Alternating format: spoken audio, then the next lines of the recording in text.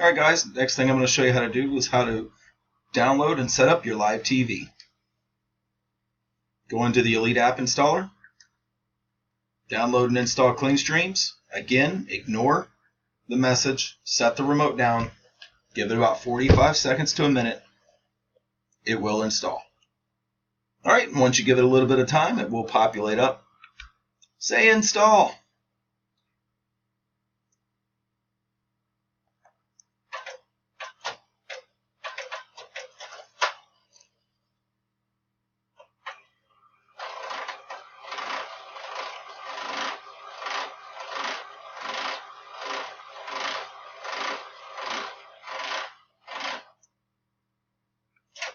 Alright, now that the app is installed, go ahead and open it up.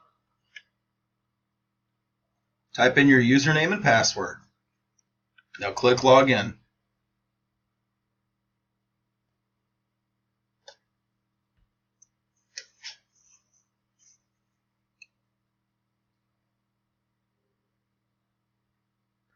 Live TV. Select your channel.